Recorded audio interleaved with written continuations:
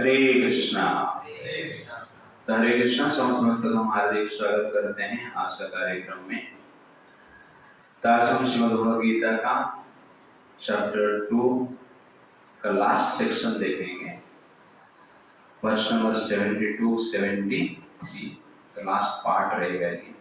तो last session में हमने देखा था कि जो आत्म साक्षात्कार व्यक्ति रहते हैं वास्तव में जो आत्मा और परमात्मा को रियलाइज कर चुके हैं, उनका जो दृष्टिकोण है साधारण लोग का दृष्टिकोण से अलग है। तो साधु के लिए जो जागृत का समय है, भोगी लोगों के लिए वो सोने का समय है, और भोगी के लिए जो जागरण का समय है, योगी के लिए वो सोने का समय है। तो कहने का अर्थ है जो योगी है सेंस कंट्रोल में रुचि रखते हैं, भगवान कृष्ण का भक्ति में रुचि रखते हैं, आत्मा का उद्धार करने के लिए प्रयास करते हैं और उसके लिए वो जीते हैं। और जो भोगी है इंद्रिय तृप्ति ही उनका जीवन का लक्ष्य है, आत्मा का उद्धार के लिए प्रयास करते ही नहीं। आत्मा क्या है जानते तो भी आत्मा का उद्धार करने के लिए प्रयास नहीं करते, और भगवान के ऊपर विश्वास नहीं करते तो भी भगवान का भक्ति करने की इच्छा नहीं करते। तो इसलिए दृष्टिकोण दोनों का क्या है, अलग है। इसका डिटेल्स हमने देखा था। तो योगी के हृदय में भोग करने की इच्छा नहीं होता है, और भोगी के हृदय में भोग करने की इच्छा होता है। बट अभी का जो स्तर है, हम ना योगी है, हम ना भोगी, हम कौन है, रोगी। तो हमारा मन में इच्छाएं हैं, वासनाएं हैं। आप यहाँ पर कोई क्लेम नहीं कर सकते कि मैं योगी हूँ, मेरे मन में इच्छा है, वासनाएं नहीं। ऐसा कोई है योगी यहाँ पर? उनका मैं दर्शन लेना चाहता हूँ। नहीं। अब योगी का वेश धारण कर सकते हैं, तिलक है, कंठीमाला है, अन्य वेश धारण कर सकते हैं, लेकिन वासना भीतर रहता है, भोग करने की इच्छा रहता है। ये देखा गया है। इसलिए जो प्रैक्टिस करते हैं वो भी योगी है, लेकिन इच्छाओं को कैसे कंट्रोल करेंगे। तो एक योगी ऐसा है जो कि वासना से परे, भौतिक इच्छाएं उनके हृदय में होता ही नहीं, वो प्रभुपाद जी के लेवल पे, उसको आत्म साक्षात्कार व्यक्ति कहा जाता है। और एक योगी है जो कि प्रैक्टिस करते हैं भगवान को साक्षात्कार करने के लिए, उनको साधक कहा जाता है। क्या कहा जाता है? साधक कहा जाता है। तो हम कौन है? साधक, योगी बनने के प्रयास कर रहे हैं। तो उनको क्या करना चाहिए? दैट इज वर्ष नंबर एग्जैक्टली क्या है, 70। अपूर्यमानम अचल प्रतिष्ठम समुद्रमापः प्रविशन्ति यद्वत् तद्वत् कामः अयं प्रविशन्ति सर्वे स शान्तिमाप्नोति न कामकामी। Translation: A person who is not disturbed by the incessant flow of desires that enter like rivers into the ocean, which is ever being filled but is always still, can alone achieve peace, and not the man who strives to satisfy such desires. एक सुंदर वर्ष है जो कि साधक के लिए अत्यंत आशा की किरण है। तो ये वर्ष में भगवान क्या कर रहे हैं, होप दे रहे हैं और सॉल्यूशन भी दे रहे हैं। तो यहाँ पर भगवान कहते हैं अपूर्यमानम अचल प्रतिष्ठम समुद्रम आप प्रविशन्ति यद्वत्। जिस प्रकार सागर में कंटिन्यूअसली नदी से पानी प्रवेश करता रहता है, ठीक उसी प्रकार तद्वत् काम अयम प्रविशन्ति सर्वे। काम, इच्छाएं, हर व्यक्ति के हृदय में इच्छाएं प्रवेश करता रहता है।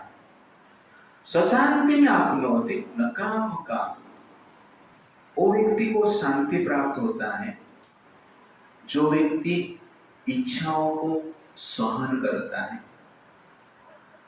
जो व्यक्ति इच्छाओं को पूर्ति करने के लिए निरंतर प्रयासरत रहता है, वो व्यक्ति अशांत रहता है। तो जिस प्रकार सागर में पानी प्रवेश करता है, सागर क्या है? शांत रहता है। तो बारिश का सीजन अभी चालू है, तो आकाश से भी समुद्र के भीतर पानी गिर रहा है, नदी से भी समुद्र के भीतर पानी गिर रहा है।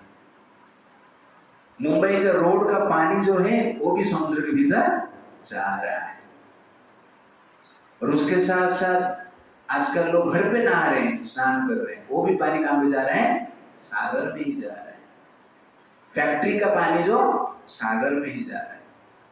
तो इस प्रकार देखेंगे डिफरेंट सोर्स से सागर में नित्य निरंतर नॉन स्टॉप पानी प्रवेश करता रहता है, लेकिन सागर शांत रहता है। सागर जनरली अपना जो सीमा है पार करके बाहर नहीं आता। तो समर सीजन में जब पानी का अभाव होता है, ना ऊपर से पानी गिरता है, बहुत सारा नदी भी सूख जाता है। जो कंटिन्यूअसली फ्लो होते हैं नदी, उसमें से पानी बहता रहता है।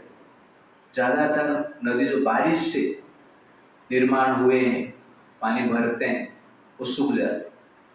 तो उस समय पे समर का सीजन में समुद्र जिस प्रकार अपना सीमा के भीतर ही रहता है, ठीक उसी प्रकार बारिश का सीजन में सीमा के भीतर ही रहता है, बाहर नहीं आता है। सब लोग सागर के किनारे में घर जाते हैं, सपना देखते हैं कि मेरा भी एक बंगलो सी बीच पे हो, ठीक है? सी का बीच में नहीं, ओके ना? सी बीच में तो मजा आएगा।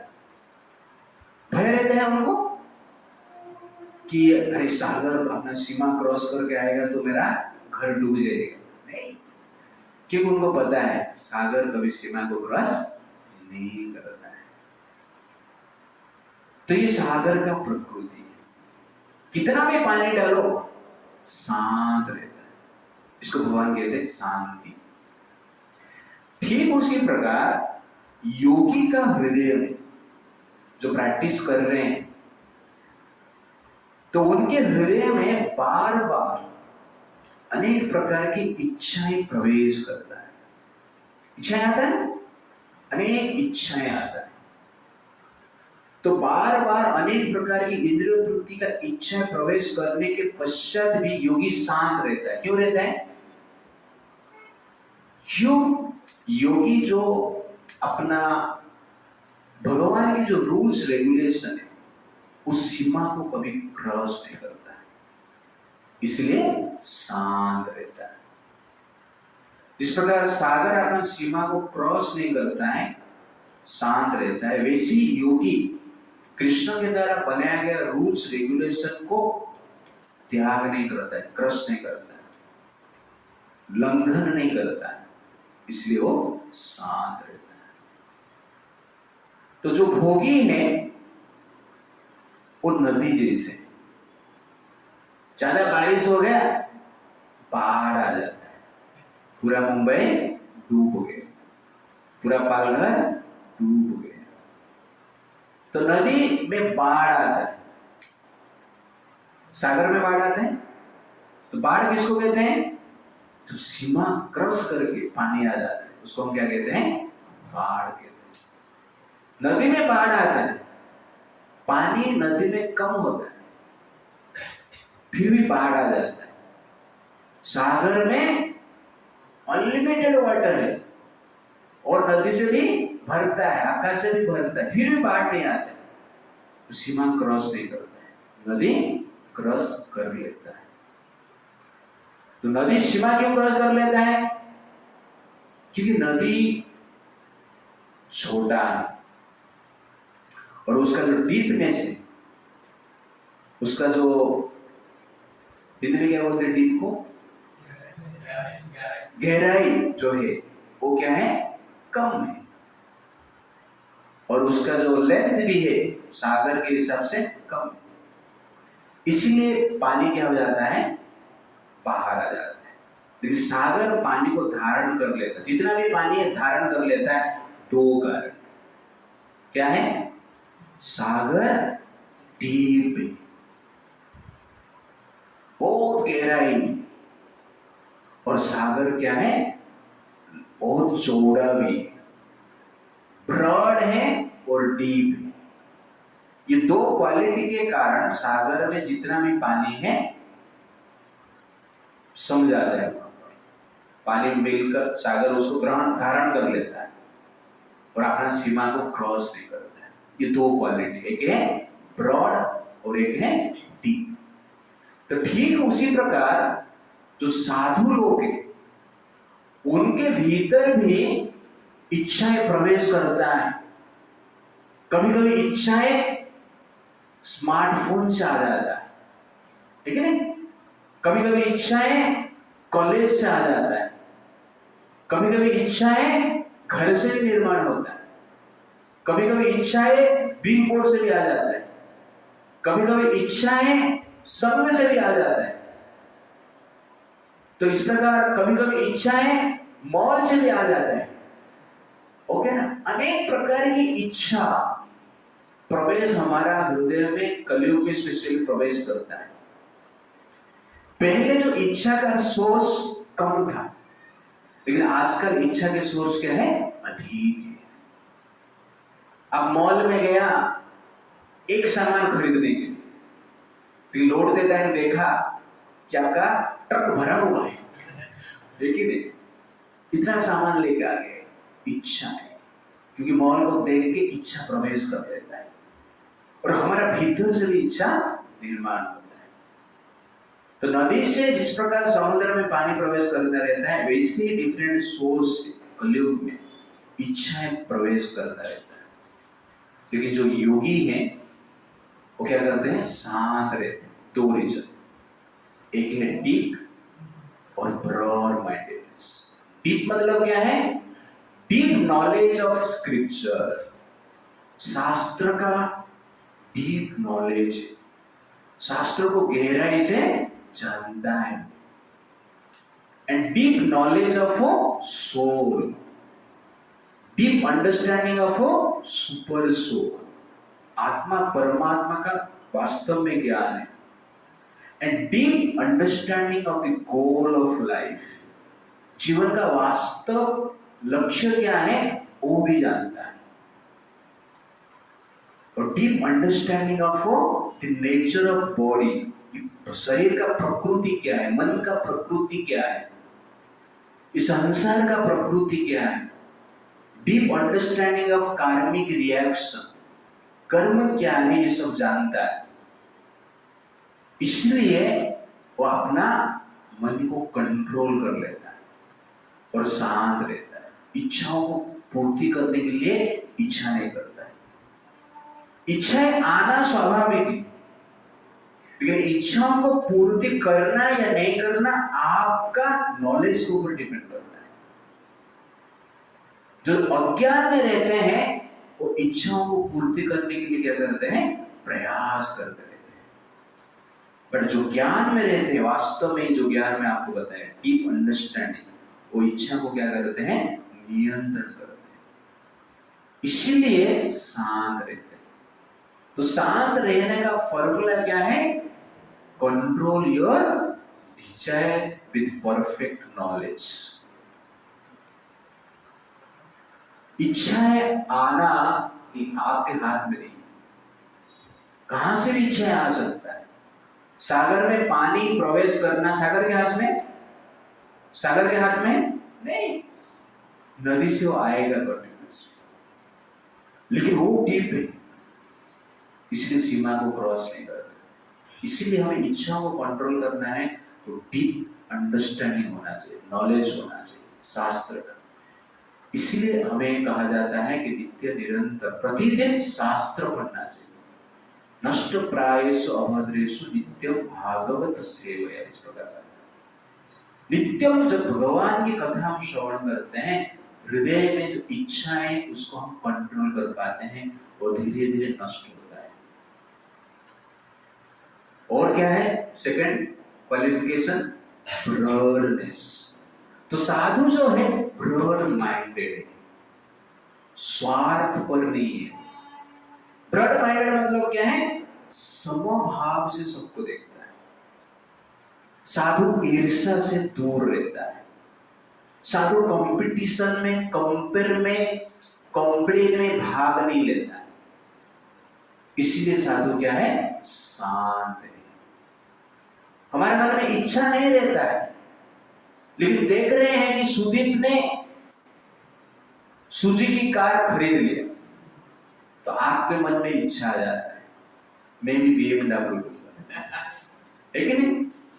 तो ये संकीर्ण विचार है, एनवियस नेचर है।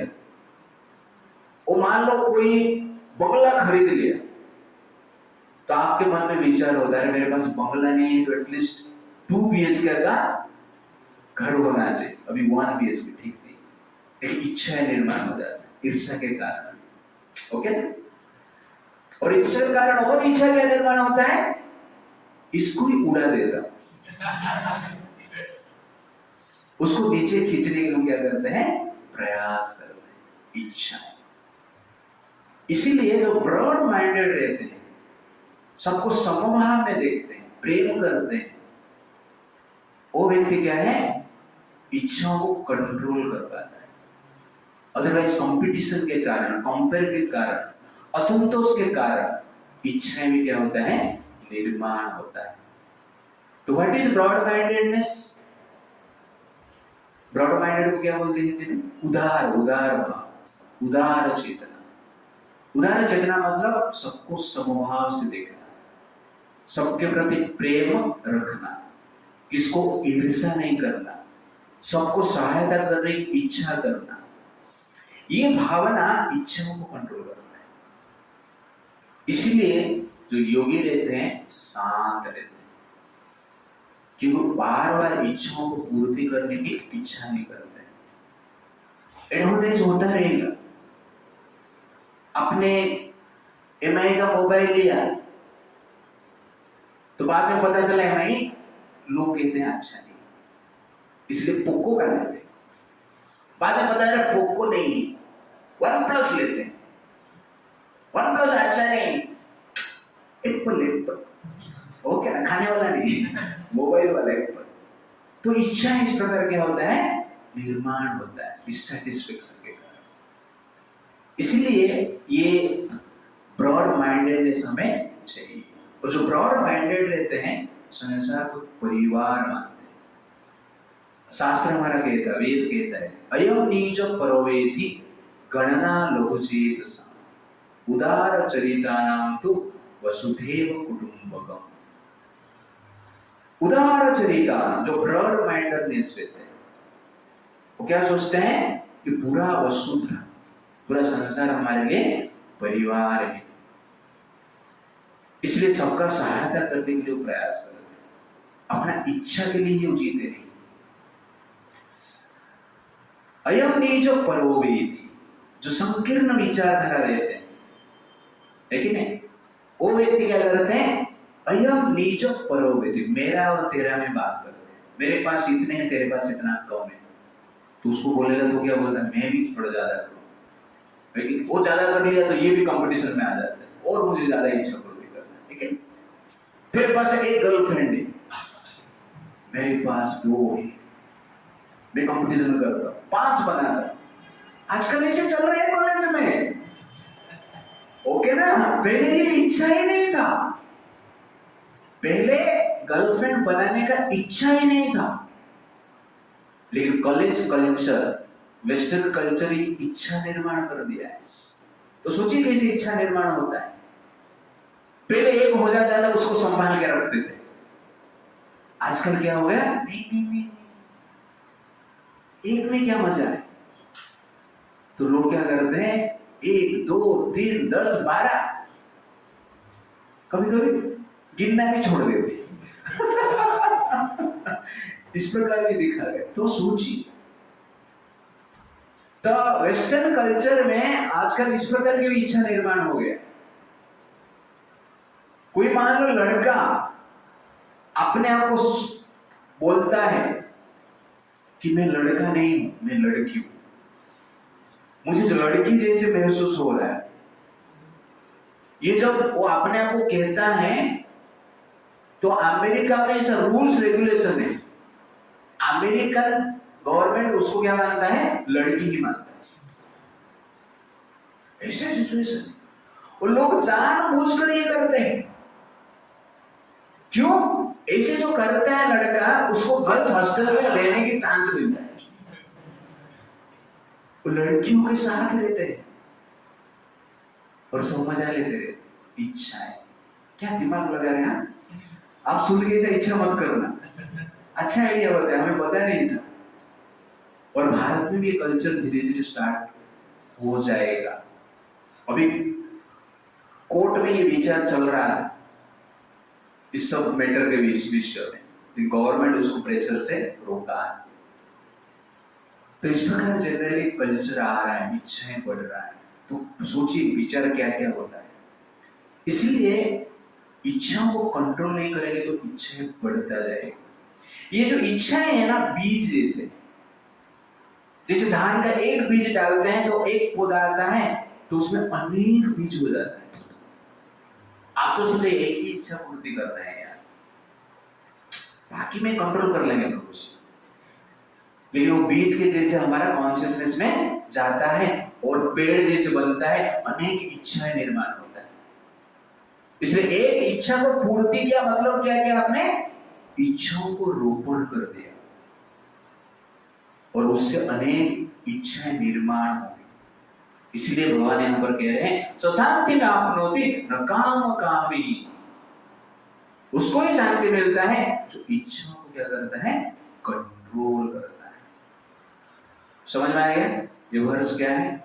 इसलिए how to control Dzire,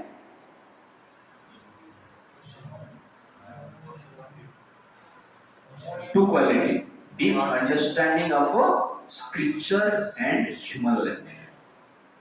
Second, broad mindedness. इसको आप ठीक से पालन करते हो तो इच्छाओं को कंट्रोल करना इजी हो जाता है। That is the point. और एक प्रॉब्लम क्या है इच्छाओं के साथ, ये जो इच्छाएं हैं किसको सेटिस्फाई करता है? जीवात्मा को सेटिस्फाई नहीं करता। ऐसा लगता है कि जीवात्मा को हमें सेटिस्फाई करता है, बट इन रियलिटी हमें सेटिस्फाई नहीं करता। क्यों? क्योंकि हम सेटिस्फाइड नहीं ओके ना। मान लो इच्छाएं आपको सेटिस्फाई कर रहा है तो आप डिससेटिस्फाइड क्यों हैं? एक इच्छा पूर्ति होने के बाद शांति हो जाना चाहिए ना। नहीं, दूसरा एक सोचा था मिल नहीं, सेटिस्फाइड नहीं, दूसरा चाहिए। क्यों? एक कार सोचा था मिल गया, अभी नहीं, दूसरा कार चाहिए, तीसरा कार चाहिए। जो लोगों के पास 100 कार भी है, 100 200 500 डेली चेंज करते हैं। 2000 3000 जोड़ी चप्पल रखते हैं लोग पहनने की। तो इच्छाएं, यू अंडरस्टैंड द पॉइंट? तो इच्छाएं बनता रहता है और इच्छा पूर्ति से आपको सेटिस्फेक्शन नहीं मिल रहा है। इसका अर्थ क्या है?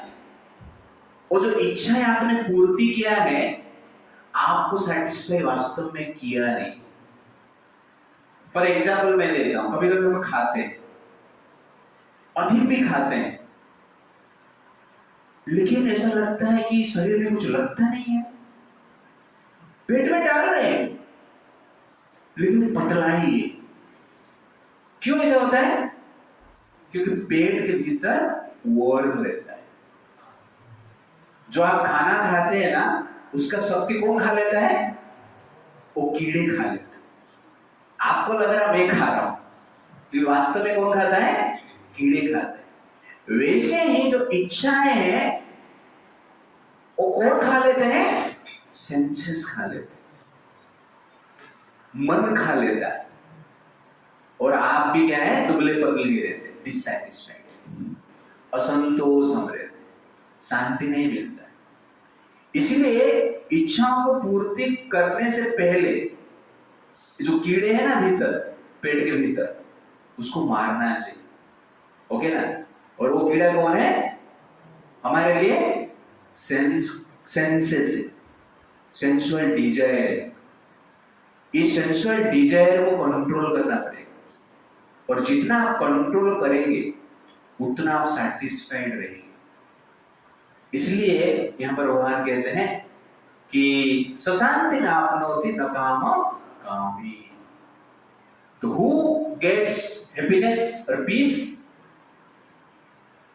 Who controls Dzire.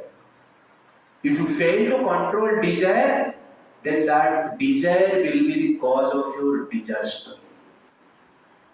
Many disasters are happening in this world because of what? Desire. इसलिए if you control your desire, that means you are controlling your disasters. If you fail to control your desire, that means you are inviting disasters. समस्या निर्माण कर रहे हैं, समस्या को invite कर रहे हैं। दुर्योधन ने इच्छा किया द्रौपदी का वस्त्र हरण करना है, ठीक है? दुर्योधन ने इच्छा किया इंद्रप्रस्थ को हड़प लेते हैं, जुआ खेल के हड़प लिया ना, तो डिजायर किया ना, हड़प भी लिया, लेकिन क्या किया? डिजास्टर को इन्वाइट कर, विपत्ति को इन्वाइट किया ना। इसलिए हमें क्या करना चाहिए? डिजायर को कंट्रोल करना चाहिए। और अंत में ऐसा डिजायर किया, पूरा धरती का राजा मैं ही रहूंगा। पांडवों को क्या है?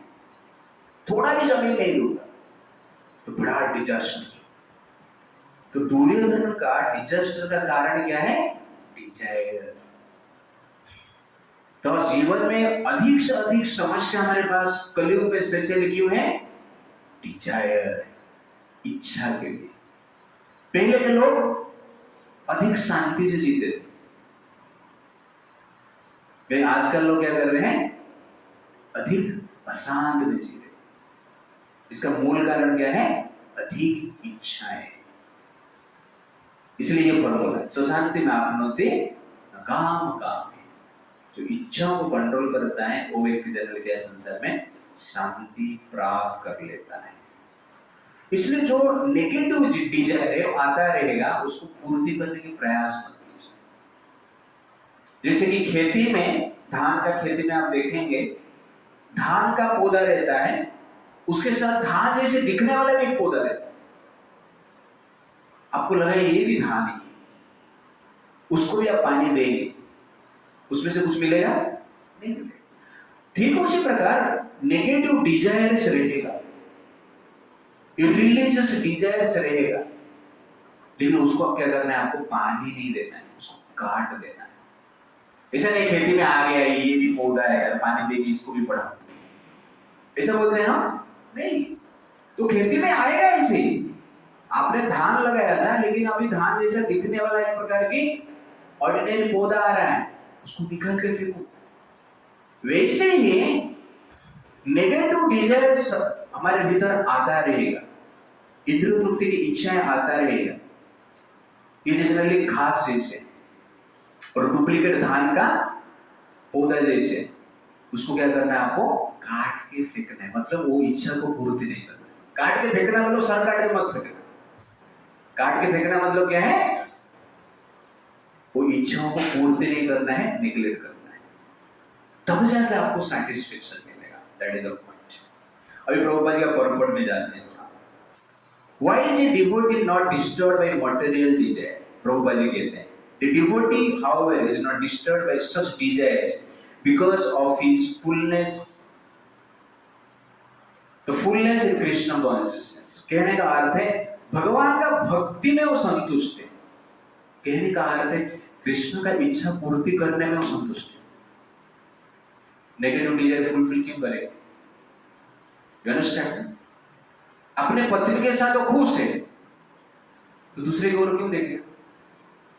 एक हस्बैंड ऐसा बोल रहा है, जो पत्नियां रहते हैं उनके दिल में सिर्फ उसकी हस्बैंड है रहते, लेकिन जो पति रहते हैं ना उनके दिल में बाहर वाली है कि नहीं, बाजू वाली है, ऊपर वाली भी है, नीचे वाली भी है, ऑफिस वाली भी है और घर वाले के लिए थोड़ा ज्यादा है।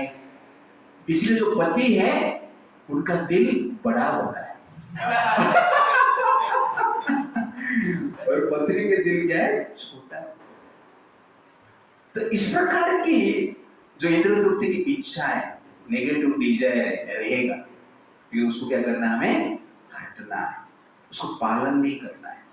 जिस प्रकार पति एक पत्नी से खुश रहता है और पत्नी एक पति से खुश रहती, इधर उधर नजर नहीं जाता, वैसे ही भक्त को कृष्ण की इच्छा पूर्ति में ही खुश रहना चाहिए। उसको कहते हैं चेस्ट लाइफ, उसको कहते हैं पवित्र जीवन, उसको कहते हैं भक्तिमय जीवन। यू अंडरस्टैंड ना? तो इच्छाओं को पूर्ति करने के लिए क्या करना पड़ेगा? शादी करना पड़ेगा। ब्रह्मचारी बनेगा तो इच्छा पूर्ति नहीं होगी, शादी करना पड़ेगा। किसके साथ? कृष्ण के साथ। ओके ना? शादी मतलब क्या है? वास्तव में भारत के कल्चर के हिसाब से विवाह का अर्थ है पति के हिसाब से चलना और कुछ नहीं। शादी नहीं करेगा तो इच्छा बढ़ता रहेगा। लड़का शादी नहीं करेगा तो हर लड़की को देखेगा, ये मुझे चाहिए, ये मुझे चाहिए, ये मुझे चाहिए। शादी हो गया? पहले होता था, ओके ना? ये साइंस है। पहले इसलिए जल्दी शादी होता था क्योंकि इच्छाएं कंट्रोल हो जाता। शादी नहीं हुआ, इधर हाथ मारा, उधर पैर मारा, उधर मुंह मारा, ठीक है नहीं? इसको दिल दिया, उसको दिमाग दिया, इसको किडनी दे दी। इस प्रकार हम देख रहे हैं इच्छाएं। तो शादी मतलब पति का इच्छा के अनुसार जीना, वैसे ही भक्ति मतलब कृष्ण के इच्छा के अनुसार जीना। जो ये कर लेता है वो क्या है? शांत रहता है। तो इच्छाएं आएगा, छोड़ दो। कृष्ण क्या इच्छा कर रहे हैं वो देखो। अनेक मैसेज आएगा, लेकिन नहीं, लेकिन आप किसका मैसेज को देखना है? कृष्ण क्या मैसेज भेजा है उसको ही फुलफिलमेंट करना है। उसको कहते हैं डिजायर कंट्रोल। प्रभुपाद जी कहते हैं कि भक्त कैसे संतुष्ट रहता है, फुलनेस में रहता है। A Krishna conscious man is not in need of anything because the Lord fulfills all his material necessities. तो आप कहेंगे प्रभु जी इच्छा नहीं करेंगे तो खाना पीना कैसे होगा? खाना खाने के लिए तो इच्छा करना पड़ेगा। करने की जरूरत नहीं है, भगवान वो इच्छा को पूर्ति करेंगे जो भगवान का सेवा में हम लिप्त रहते, अपने आप होता है। इसका अर्थ है जब हम छोड़ के घर पे बैठ जाएंगे तो जनन इच्छा पूर्ति हो जाएगा। कहने का अर्थ है कृष्ण जो शास्त्र में जिस इच्छा को सैंक्शन किया है उसको फुलफिलमेंट करने के लिए प्रयास करना है। और इच्छा पूर्ति हो रहा है तो भगवान का कृपा समझना है, नहीं हो रहा है तो भगवान का महाकृपा समझना है। इस प्रकार शांत रहे, So शांति में आपनोति न काम काम. It's like that. What is the proof of Krishna consciousness person? He is not even slightly disturbed by the desires for sense gratification. तो ये मेन पॉइंट है. तो कौन सा इच्छा को त्याग करना है? इंद्रिय तृप्ति का इच्छा को त्याग करना है और कृष्ण का तृप्ति का इच्छा को फुलफिल करना है. तब क्या होगा? आपका इंद्रियों की तृप्ति हो जाएगी और कृष्ण की तृप्ति हो जाएगी. ओके? तो इंद्रिय तृप्ति का इच्छा को कंट्रोल करना है. तो नॉन वेज खाने की इच्छा रहता है, तो ये सेंस ग्रेटिफिकेशन कि उसको कंट्रोल करना है. तो क्या करना है? कृष्ण क्या चाहते हैं? तो सब्जी बना के आपको खाना है, तो पेट भी भर जाएगा, आप भी तृप्त हो जाओगे. Practice it. इसका नहाने से पहले कौन कौन नॉनवेज खाता है? Raise your hand. ओके? कौन किसको किसको ऐसा लगता था नॉनवेज छोड़ नहीं सकते हैं? Raise your hand. Very very difficult. हाँ, ऐसे ही जीवन चला जाएगा, ऐसा लगता था ना. छोड़ने के बाद जीवन चला गया, जीवन आ गया. जो खाते थे डिससैटिस्फाइड होते थे, छोड़ने के बाद शांत है. ये डायरेक्ट एग्जांपल है कि कृष्ण के आज्ञा के अनुसार आप जीते हो तो शांति मिलता है. कृष्ण कहते हैं एक पत्नी व्रता. पतिव्रता बाद में आएंगे आजकल. एक पत्नी के साथ रहना, जीवन शांत रहेगा. बहु पत्नी के साथ रहेगी, पत्नी मतलब बहु लड़की के साथ रहेगी, तो क्या होगा? शांत होगा. तो आप सोचिए कृष्ण का इच्छा पूर्ति करने से शांति मिलता है ना. वैसे पतिव्रत पत्नी का दिमाग इधर उधर नहीं जा रहा है, एक पति के पास ही रहता है, शांत रहेगी. कृष्ण का कोई भी नियम के अनुसार आप जीते हैं तो मन को शांत करता है. कृष्ण के नियम के बाहर इंद्रिय तृप्ति के लिए जीते हैं तो मन को क्या करता है? वो अशांत करता है. Direct example. कृष्ण कहते हैं डोंट ड्रिंक अल्कोहल, दारू मत पियो. पीते हैं लोग, अशांत है. वो अशांत होते हैं, पूरा परिवार को अशांत बनाते हैं, पूरा समाज को भी क्या है? अशांत कर देते हैं. तो कृष्ण का रूल्स जो है, कृष्ण का इच्छा किस लिए है? शांति के लिए. Remember this point. The desire of Krishna is for what? Peace. You want peace? Fulfil the desire of Krishna. If you fulfill the desire of Krishna, you will get fulfillment in your life. Otherwise, it's very difficult. तो ये simple formula है. इस समय क्या करना चाहिए? Follow. लेकिन इंद्रिय इच्छाएं निर्माण करते रहे. एक हस्बैंड को दूसरा व्यक्ति ने बोला, अरे गेहूं से दारू भी बनता है यार.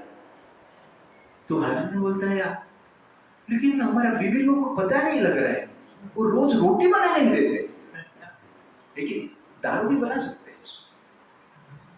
तो इस प्रकार की जो इच्छाएं हैं उसको कंट्रोल करने की एक ही मार्ग है, जब आप कृष्ण का इच्छा पूर्ति करने के लिए प्रतिबद्ध हो जाते हैं, शादी कर लेते हैं. शादी मतलब क्या है? What is marriage? हस्बैंड का इच्छा को पूर्ति करने के लिए जो स्त्री प्रतिबद्ध हो जाती है, वो स्त्री विवाह करने के पश्चात शांति में रह सकती है. Otherwise very difficult. तो आपको ये प्रभु उल्टा थोड़ा बोलिए ना, पत्नी का इच्छा करने के लिए. ओके ना. इसलिए हम पति पत्नी की बात नहीं करते हैं. शादी मतलब पति पत्नी मिलकर कृष्ण का इच्छा को पूर्ति करने के लिए जो प्रतिबद्ध हो जाते हैं, तब क्या मिलता है? शांति. तो फैमिली लाइफ में आपको शांति चाहिए तो क्या करना है? प्रतिबद्ध हो जाइए कृष्ण का इच्छा पूर्ति करने के लिए. शादी से पहले इंटरव्यू लो. ओके? उसके बाद शादी करो। Why are people unhappy in this world? Who want to fulfill desires even up to the limit of leverage? इंद्रियों को जो तृप्ति करना चाहते हैं ना, वो लोग कभी भी शांत हो नहीं सकते। क्यों? क्योंकि इंद्रियां इतने भूखे हैं, पूरा संसार का भोग भी आप देंगे वो उसका पेट नहीं भरेगा। आपको कहा जाएगा दान देना है, दान देके एक जन को संतुष्ट करना है, तो जो संतुष्ट हो जाएगा उसको 2 रुपया देगा तो भी संतुष्ट हो जाएगा, ठीक ना।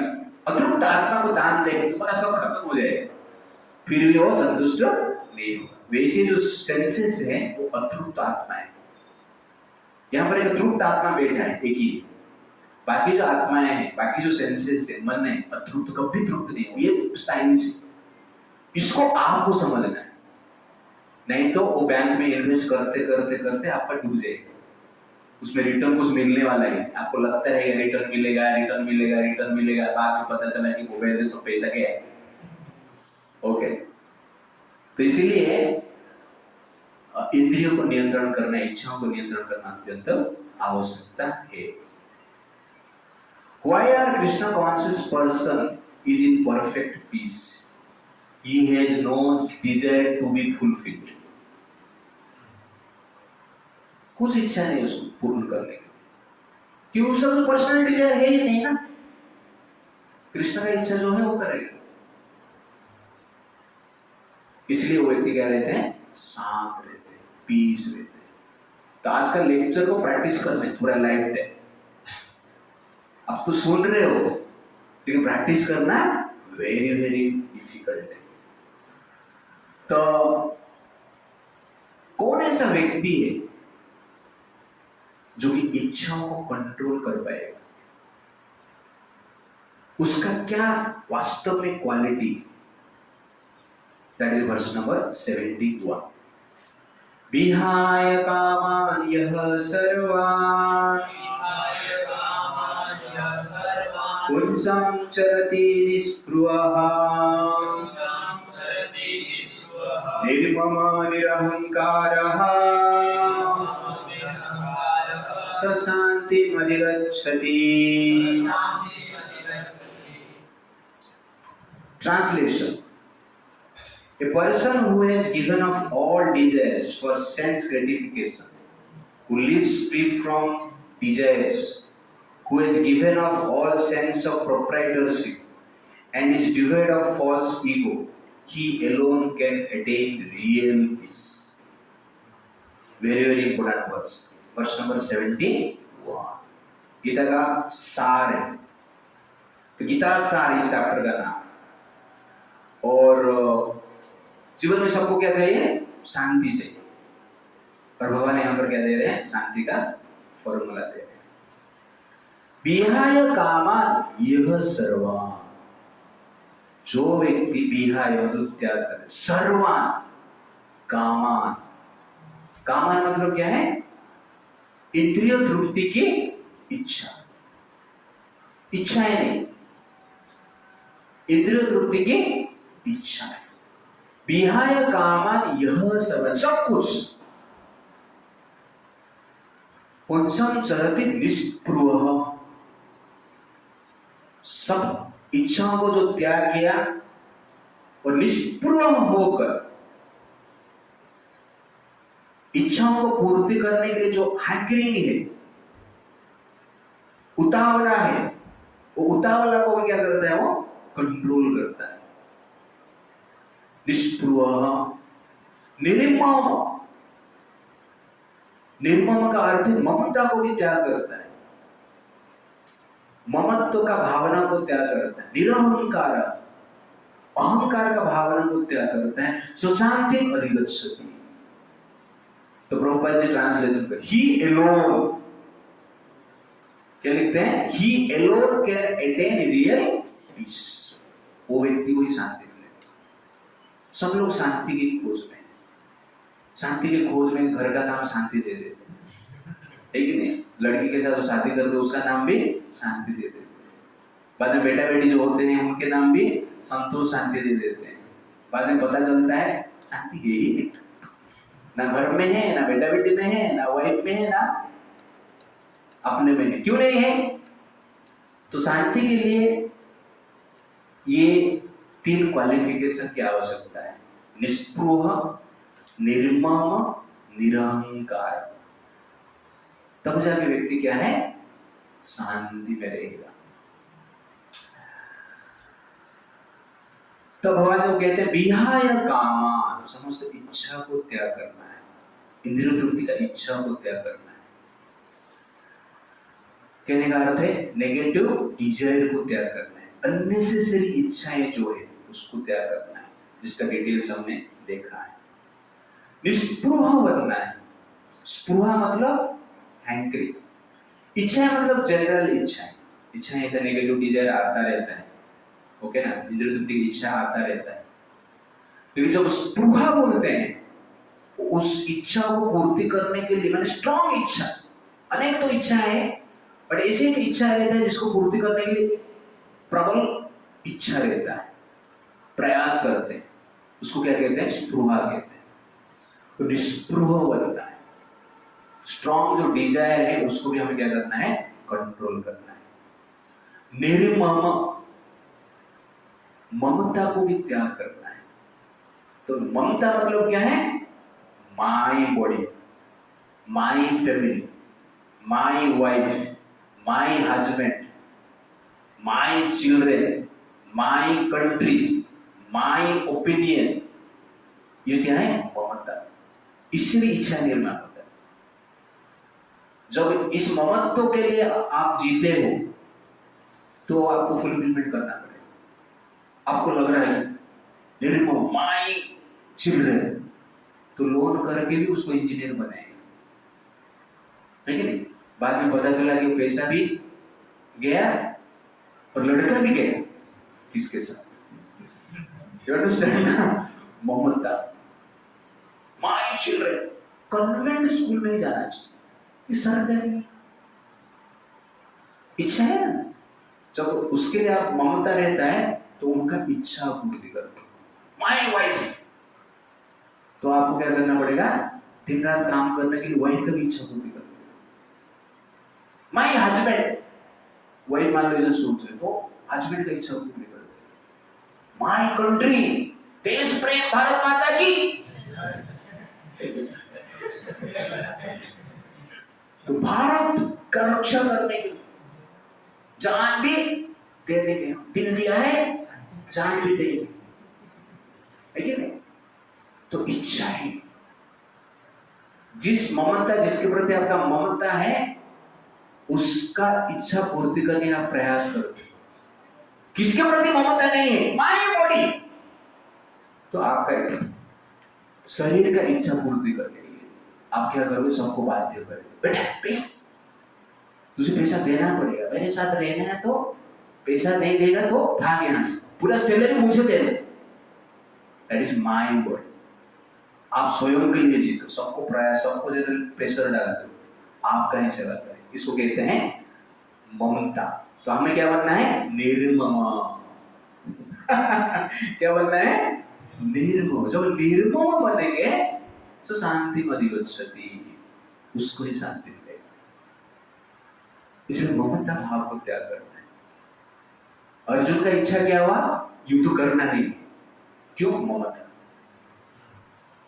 लेकिन नहीं, my great grandfather, my Guru, my brothers, इसलिए कृष्ण में युद्ध करने की इच्छा नहीं करता, शांति नहीं मिला उसको, शांत में आ गया, निर्मम, ममता आ गया। इसलिए ममता को हमें त्याग करना है। ममता त्याग करना आसान नहीं। पिता माता के प्रति ममता है जो है त्याग करना आसान नहीं है अच्छे लोग के लिए। शरीर के प्रति जो ममता है त्याग करना आसान नहीं है। देश के प्रति जिसका ममता है उसको भी त्याग करना आसान नहीं है। कोई भी ममता को त्याग करना इतना आसान नहीं है जिसका जिसमें ममता है। तो कैसे त्याग करेंगे? कृष्ण के प्रति ममता निर्माण करो, अपने आप जल्दी क्या हो सकता है, बाकी ममता छूट जाएगा। बाकी ममता छूटेगा नहीं, बाकी ममता के लिए आप अच्छी तरह से सेवा कर सकते हैं। अब कृष्ण के प्रति ममता है, प्रेम है, तो वास्तव में आप अच्छी तरह से आपका पिता माता, भाई बहन, परिवार, शरीर, समाज का सेवा कर सकते हैं। इसलिए कभी ऐसा मत सोचना कि कृष्ण के प्रति ममता हो जाएगा तो बाकी लोग का सेवा हम नहीं कर पाएंगे, बाकी ममता का हम सेवा नहीं कर पाएंगे। ऐसा नहीं है। पांडव कृष्ण को प्रेम कर रहे थे ना, ममता था ना, लेकिन समाज का भी सेवा की। तो कृष्ण का ममता, कृष्ण के प्रति ममता रहेगा तो वास्तव में कृष्ण का ममता के अनुसार ही हम समाज का अच्छी तरह से सेवा कर सकते हैं, क्योंकि कृष्ण का समाज के प्रति हमसे ज्यादा ममता है। इसलिए कोई सोच रहा है कि कृष्ण के प्रति जब हमारा प्रेम आएगा, आकर्षण आएगा, आसक्ति आएगा, तो मैं परिवार का, आप स्वयं का, समाज का, देश का ठीक से सेवा नहीं कर सकता। मान लो इसका प्रचार कर रहा है, कृष्ण का कथा का प्रचार कर रहा है, देश का सेवा नहीं हो रहा है? हो रहा है ना। देश में, देश के लिए अच्छे व्यक्ति, संस्कार व्यक्ति निर्माण हो रहे हैं, तो देश का सेवा हो रहा है। एक अच्छे पुत्र बनता है, अच्छा पति बनता है, अच्छे पत्नी बनते हैं, तो सब कुछ होते हैं जब कृष्ण के प्रति ममता होता है। इसलिए निर्मम का अर्थ क्या है? कृष्ण के प्रति ममता होना चाहिए। तो बाकी के प्रति जो ममता है वो प्यूरिफाइड हो जाता है। जो सेल्फिश स्वार्थ की भावना रहता है वो निस्वार्थ भाव में परिवर्तित हो जाता है, जो कृष्ण के प्रति वास्तव में ममता होता है। और वास्तव में आप व्यक्ति के प्रति ममता होता है वो टूट सकता है। पत्नी ने गाली दे दिया, डिवोर्स फाइल कर दो, एक गाली में वो ममता टूट जाएगी। लेकिन कृष्ण के प्रति आपका ममता है, पत्नी जीवन भर गाली भी देगी तो आप डिवोर्स फाइल नहीं करेंगे। पति जीवन भर मारेगा तो भी डिवोर्स फाइल नहीं करेंगे। पहले लोग ऐसे जीते थे, इसलिए कभी डिवोर्स होता नहीं। भारत में डिवोर्स था ही नहीं,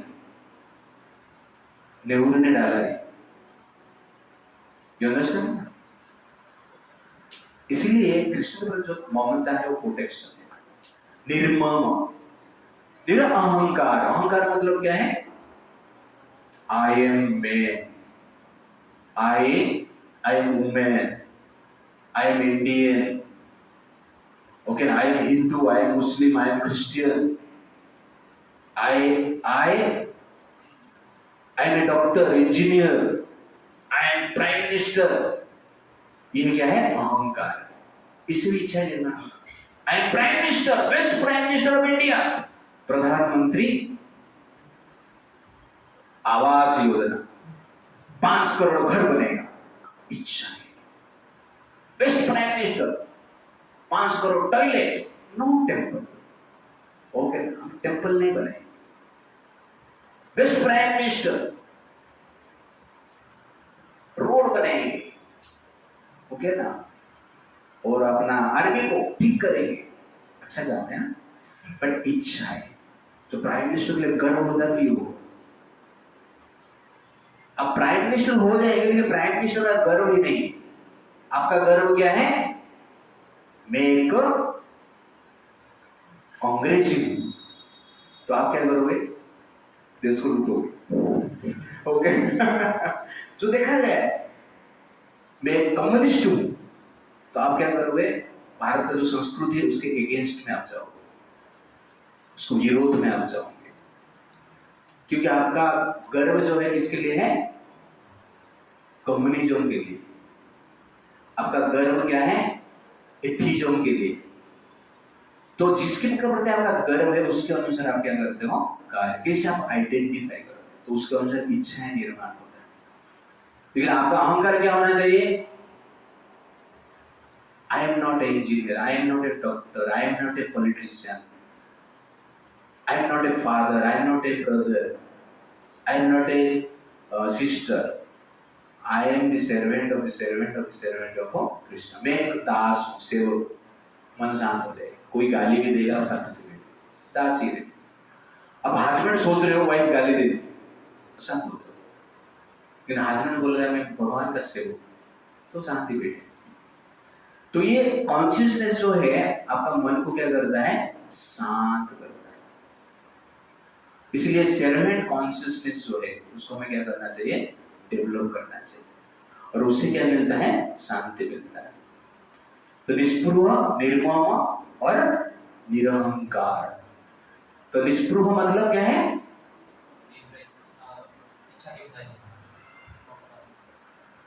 निस्पृह इसका अर्थ है इच्छा के बिना जीना, इंद्रिय तृप्ति को, इच्छा को त्याग करना, और कृष्ण का इच्छा को पूर्ति करना।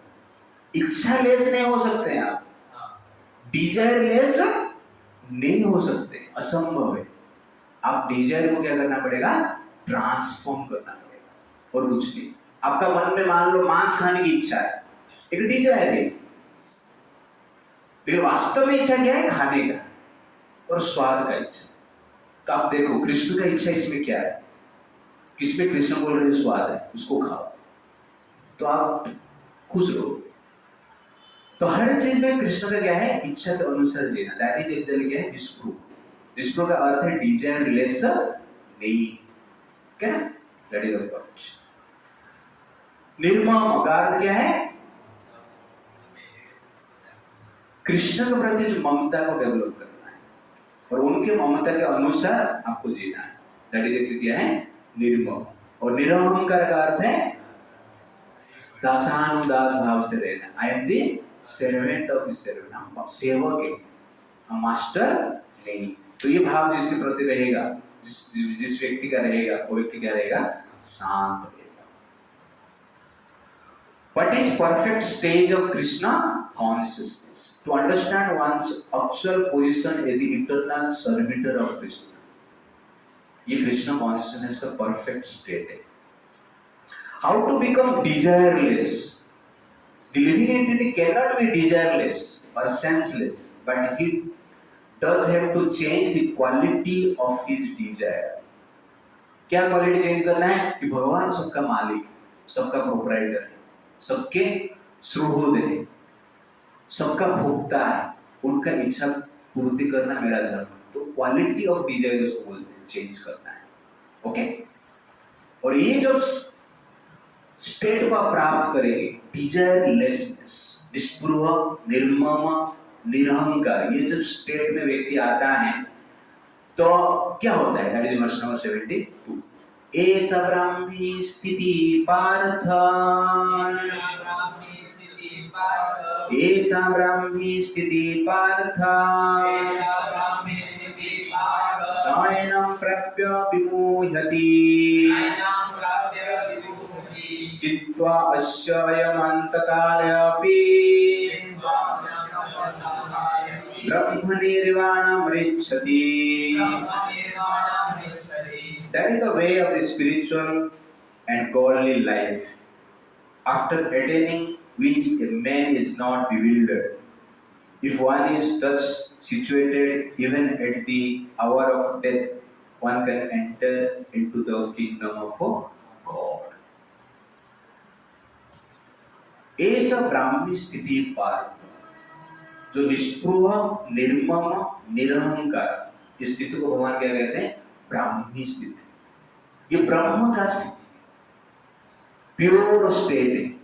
अभी हम निष्पृह है नहीं है, स्पृहा से भरे, निर्मम है नहीं, ममता से भरे, निरहंकार है, अहंकार से भरे। तो हमारा जो स्थिति क्या है, ब्रह्म स्थिति, ब्रह्म में है।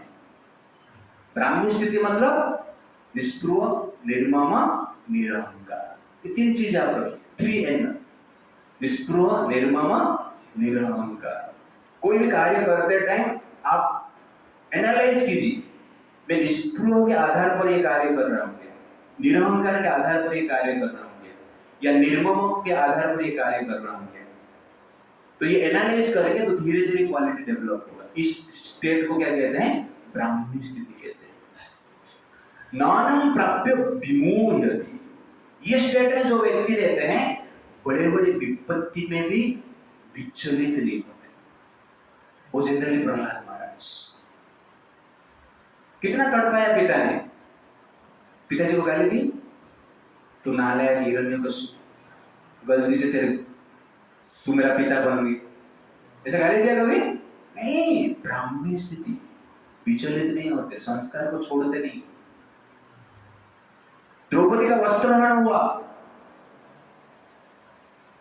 द्रौपदी ने पांडवों को गाली दिया, तुम नालायक 5 पति, इधर बैठ के क्या फिल्म देख रहे हैं क्या? ऐसा बोली नहीं। भीष्म को गाली दी नहीं। नहीं, क्यों? ब्राह्मी स्थिति।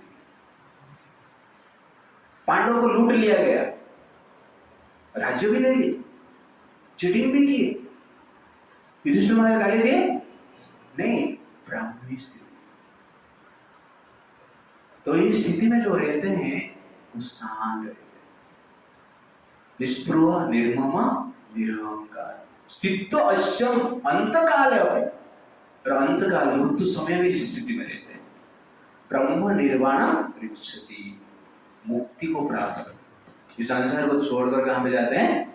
भगवान के पास जाते हैं।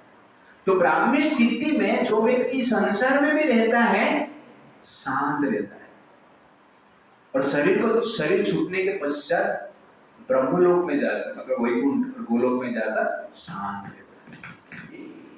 निष्पृह निर्मम निरहंकार। क्या क्या है?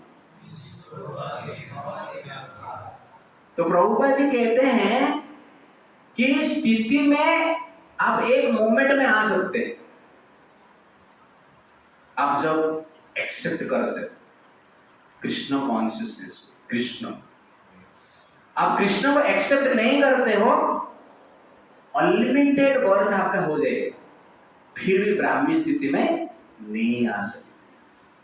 फॉर एग्जाम्पल परपट में लिखते खटवांग महाराज, तो देवताओं के लिए युद्ध किए थे, और युद्ध होने के पश्चात देवताओं ने वर मांगो तो देवताओं ने वर मांगने के लिए बोले, तो खटवांग महाराज बोले मेरा जीवन का कितना समय बाकी है बताइए। तो देवता बोले आपके पास 48 मिनट है, 48 मिनट के बाद फ्यूज उड़ जाएगा। जब ये खटवांग महाराज ये सुनते हैं तो तुरंत स्वर्ग छोड़ते हैं और भगवान का ध्यान में बैठते। 48 मिनट में वही 2 मुहूर्त बोलते हैं उसको, 48 मिनट। उसमें प्रभुपाद जी कहते हैं कि एक मोमेंट में आप 100% कृष्ण कॉन्शियस हो सकते हैं जब आप उसको एक्सेप्ट करते हैं। वास्तव में सब लोग मुक्त हैं, लेकिन प्रॉब्लम क्या है? हम मुक्ति को मानते नहीं, एक्सेप्ट नहीं करते।